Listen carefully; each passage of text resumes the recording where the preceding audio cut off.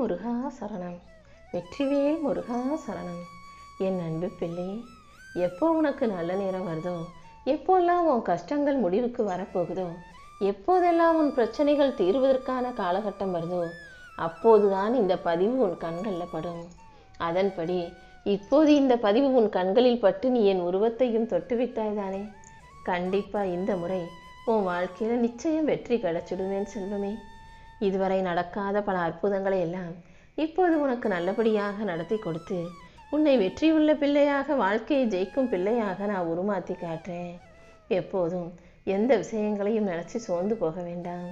இந்த அப்பன் முருகனின் துணையோட நீ வாழ்க்கையை அமைதியாக வாழணுன்ற முடிவை எடுத்துக்கோ. ஒரு மனுஷனுக்கு வாழ்க்கையில் ஒரு கதவு மூடப்படுதுன்னா அதை விட அழகான இன்னொரு வெற்றி கதவு நிச்சயமா இன்னொருவர் மூலமாக திறக்கப்படும் என்பதுதான் உண்மை. நீ எப்போதும் உன் வாழ்க்கையில் நடக்காத விஷயங்களுக்காகவும் உனக்கு கிடைக்காத வெற்றிகளுக்காகவும் மனம் கலங்க வேண்டாம். ஏன்னா ஒரு விஷயம் உனக்கு நடக்கலை, ஒரு விஷயம் உனக்கு கிடைக்கலனா அது உனக்கான தண்டனை அல்ல. அது ஏதோ ஒரு விதத்தில் உன் நன்மைக்காகவும் உன்னை உயரத்துக்கு அழைச்சிட்டு போகிறதுக்குமாகவே நடக்குதுன்றதை புரிஞ்சுக்கோ. நீ எதிர்பார்த்ததை விட நான் உனக்கு மிகப்பெரிய வெற்றியை தருவதற்காக போடும் திட்டங்களை நீ புரிஞ்சுக்கோ என் செல்வமே. உனக்கு எதிராக மூடி வச்ச கதவுகளை எல்லாம் திறந்து வச்சு உன்னை நான் வெற்றிகரமாக உருவாக்க போகிறேன். உன் கர்மாக்கள் அனைத்தையும் சுத்தமாக்கி உன் வாழ்க்கையில் புது வாய்ப்பு கிடைக்கும்படி செய்கிறேன்.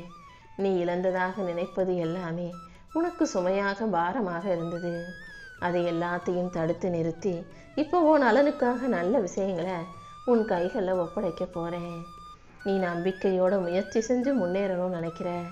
உனக்காகவே உன் வாழ்க்கைக்காகவே நான் வெற்றி கதவுகளை திறந்து வச்சு நீ எதிர்பார்க்குற எல்லா விஷயங்களையும் நடத்தி கொடுக்க தான் போகிறேன்.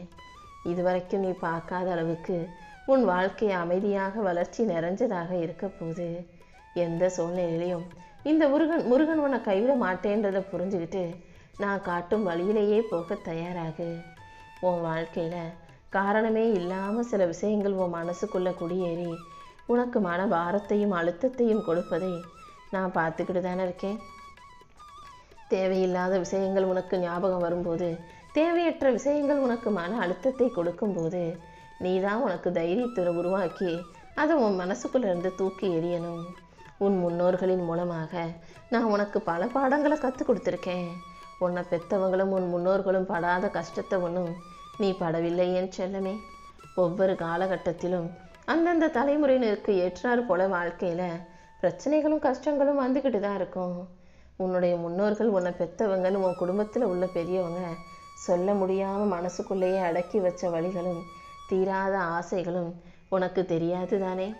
அதே போல் இந்த முறையும் நீ எல்லாத்தையும் மனசுலேயே போட்டு அடக்கி வச்சுக்கிட்டு வாழ்க்கையிலேயே தோற்று போய் வாழ்ந்துட வேண்டாம்.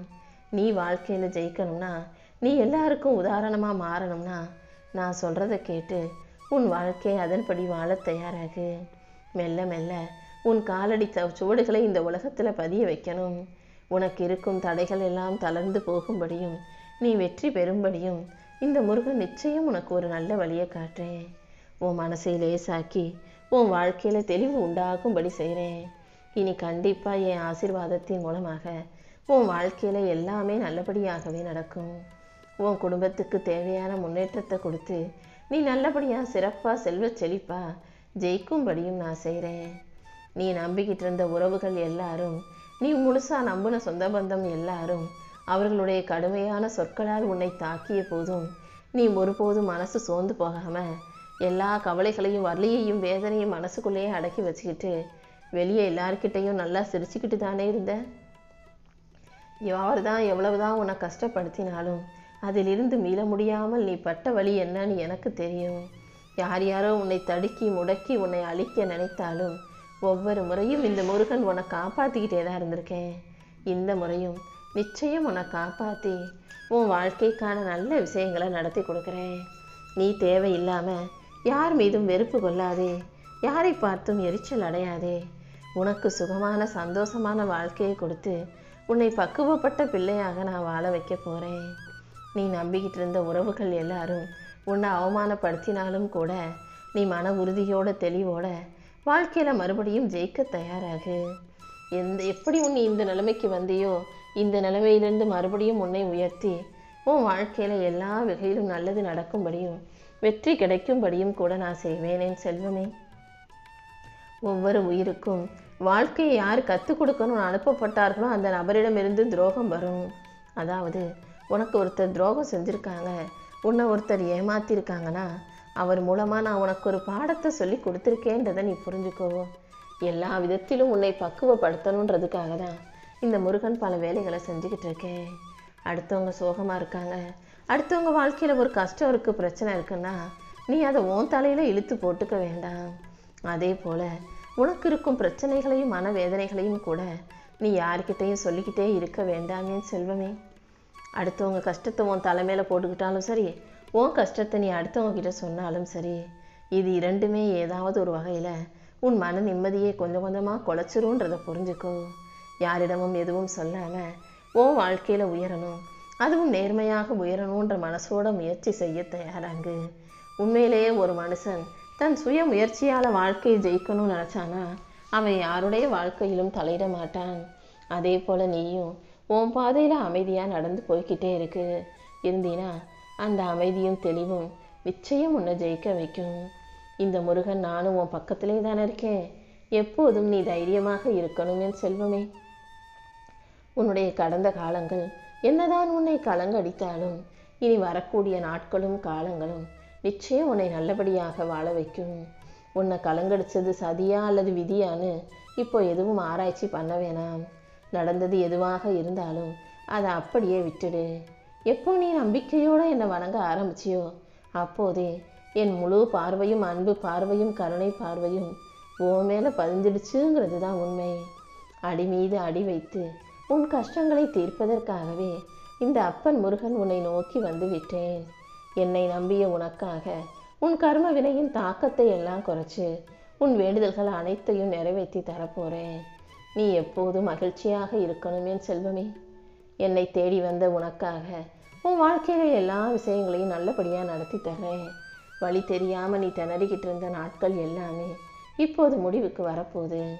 அடுத்த அடியை எந்த திசையில் வைக்கணுன்ற குழப்பம் உன் மனசை விட்டு மெதுவாக விலகி போகும். கடந்த சில நாட்களில் உன் வாழ்க்கையில் நடந்த விஷயங்களை வச்சு நீ ரொம்ப குழம்பி போயிருக்க. குழப்பம் அடையாமல் தெளிவாக என்னை நோக்கி ஓடிவா. இந்த முறை கண்டிப்பாக உன் குழப்பங்களுக்கெல்லாம் ஒரு பதில் கிடைக்கும். இந்த வாரம் உன் வாழ்க்கையில் நல்ல விஷயங்கள் நடக்கும் வாரமாக, உனக்கான நல்ல நேரம் உருவாகும் காலமாக மாறிடுச்சு என் செல்லமே. உன்னை சுற்றி இருக்கும் சூழ்நிலைகள் அனைத்தையும் நல்ல முறையில் மாற்றி அமைச்சு உனக்கான வெற்றிகள் வந்து சேரும்படி இந்த முருகன் நான் செய்ய போகிறேன்.